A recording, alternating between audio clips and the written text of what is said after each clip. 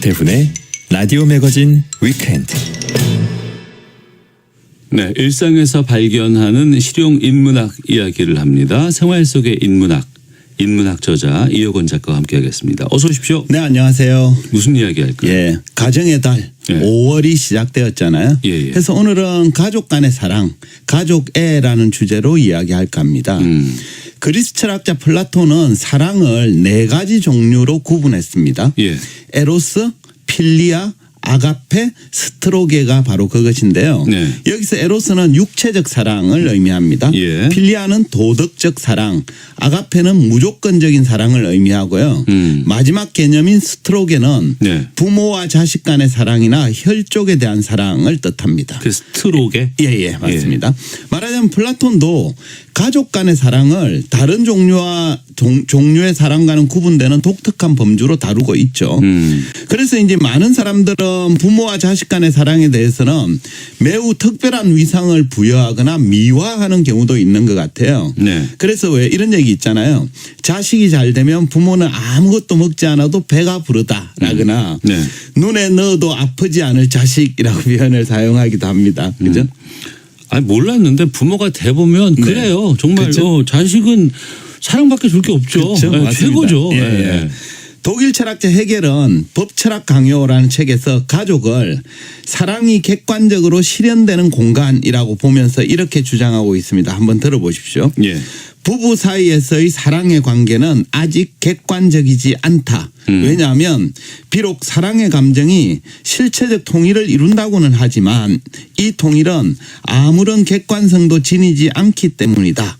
결국 부모는 자녀를 통해 비로소 이런 객관성을 갖게 되며 또한 바로 이들 자녀를 통해 결합의 전체를 목도하게 된다. 그러니까 헤겔에 따르면 부부가 서로 사랑하는 마음만으로는 사랑이 완성되는 건 아니다는 거죠. 그러니까 부부의 사랑은 자녀를 낳아야 비로소 객관성을 얻게 되고 전체를 이룹니다. 이때 자녀는 부부 간의 사랑이 구체화된 존재입니다.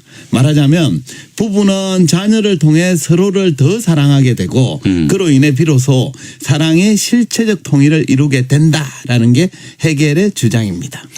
요즘은 그냥 아이들 안 낳고 그냥 부부끼리 그냥 즐겁게 사는 그런 또 있다고는 하지만 근데 막상 자녀가 있으면 달라져요. 그죠?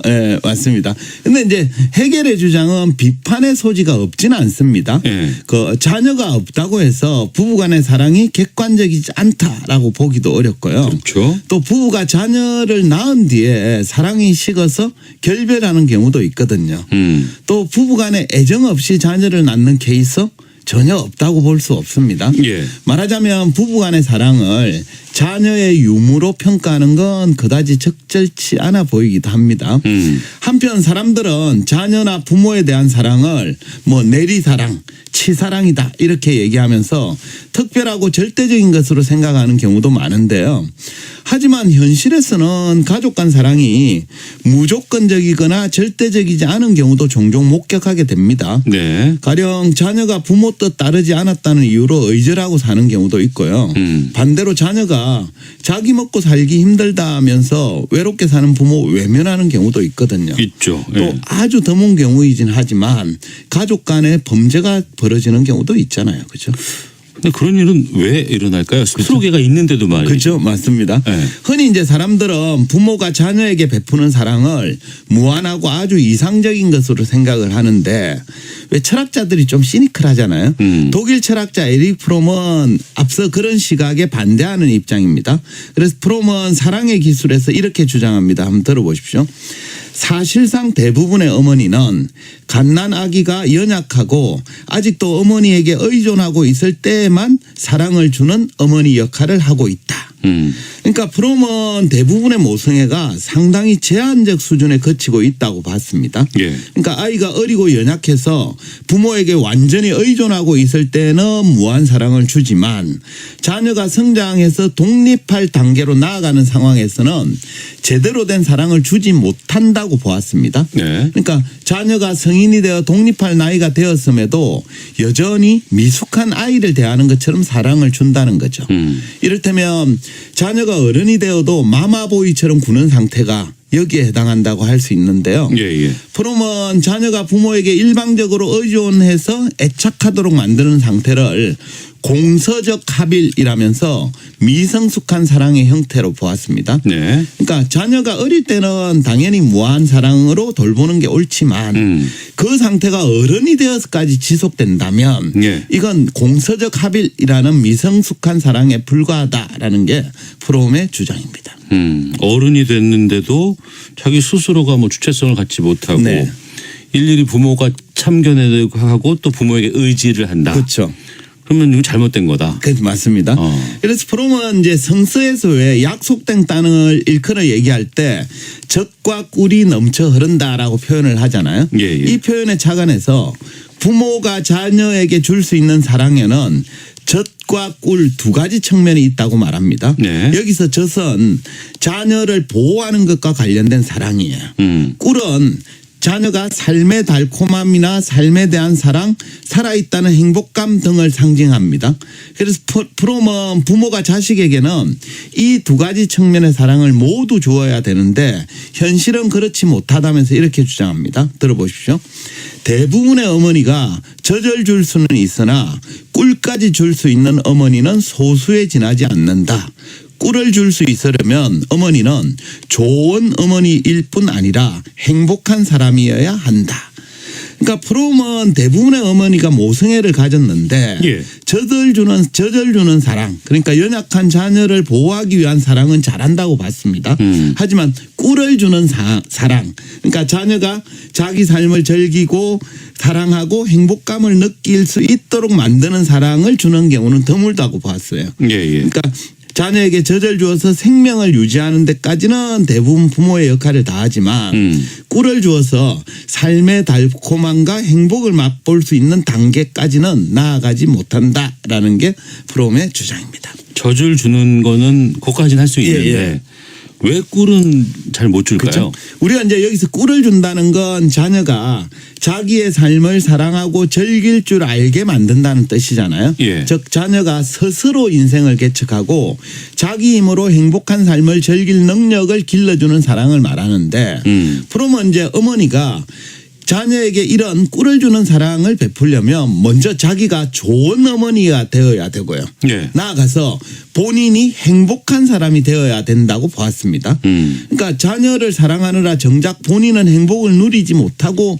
못한 채 살고 있다면 그 상태로는 젖을 줄 수는 있겠지만 꿀까지 제공할 수는 없다는 논리입니다. 네. 결국 부모가 자녀에게 완전한 사랑을 베풀기 위해서는 자녀에 대한 애정만으로는 부족합니다. 부모가 스스로 행복한 삶을 살아야 되는 거죠.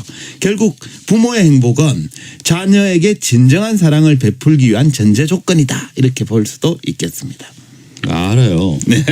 알겠는데 사는 게 다 내 마음대로 되는 것도 아니고 그렇죠? 내가 지금이 힘든데 그리고 자녀는 있는데 걔들한테는 다 주고 싶은데 내가 못 준단 말이에요. 그렇죠? 그럼 나는 애를 낳지 말았어야 되는 건가요? 아니 뭐 그렇지는 않습니다. 근데 이제 이렇게 혹시 자녀에 대한 사랑보다 부모의 행복이 먼저라는 프롬의 주장이 좀 야박하다라고 생각하시는 분 계실지 모르겠습니다. 예. 그런 분께는 사실주의 문학의 거장이라고 불리는 프랑스 소설가 오노레 드 발자크의 소설 고리오 영감을 읽어보길 권해드리는데요.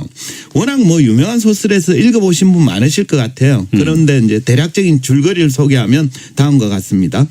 소설에 등장하는 고리오 영감은 과거 제면소를 경영했던 부유한 상인이었어요.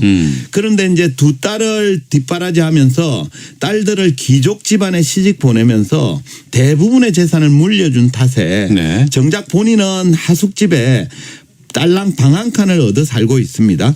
그는 자식에게 자기가 가진 모든 재산을 주고 본인은 불행하게 살고 있으면서도 두 딸에게는 더 많은 것을 해주지 못해 안타까워하고 있어요. 이처럼 자기 자신은 돌보지 않고 자녀에게 무한 사랑을 베푸는 아버지를 두 딸들은 고마워할까요? 마땅히 그래야 되는데 더 줄 게 없잖아요. 아버지가. 그렇죠. 그럼 달리 생각할 것 같은데요. 그렇죠. 맞습니다. 서술에서도 두 딸은 아버지의 사랑에 고마워하기는커녕 그 정도는 당연하다라고 생각하면서 점점 사치와 태폐적 생활에 빠져듭니다. 네. 심지어 이제 또 돈이 부족해지자 다시 아버지의 하숙집에 찾아와서 얼마 남지 않은 돈마저 요구하기에 이릅니다. 이에 이제 고리오 영감은 딸들이 위기에 빠지자 얼마 남지 않은 재산을 전부 넘겨주고는 그 충격으로 병까지 얻게 됩니다. 네. 하지만 두 딸들은 아픈 아버지를 돌볼 생각은 하지 않고 방탕한 삶을 이어나가죠. 그러자 이제 고리오 영감은 딸들이 찾아오지 않고 그저 병에 걸린 자기 처지를 비관하면서 이렇게 얘기합니다. 한번 들어보십시오. 아, 내가 만일 부자였고 재산을 거머쥐고 있었고 그것을 딸들에게 주지 않았다면 딸들은 여기 와 있을 테지. 그 애들은 키스로 내 뺨을 핥을 거야. 나는 딸들을 너무 사랑했던 죗값을 톡톡히 다 치렀다네. 딸들은 내 사랑을 원수로 갚았고 사형 집행인들처럼 나를 불러 달군 쇠 집게로 찢었네. 그러니까 고리오 영감은 자식에게 재산을 전부 물려준 것과 네. 자식을 지나치게 사랑했던 걸 뒤늦게 후회하고 있는 거죠. 그런 얘기들 많이 해요. 예. 다 주지 마라. 네. 네가 부자여야 애들 끝까지 효도한다. 이런 네, 얘기를 많이 그렇죠. 하거든요. 맞습니다. 현명한 것 같아요.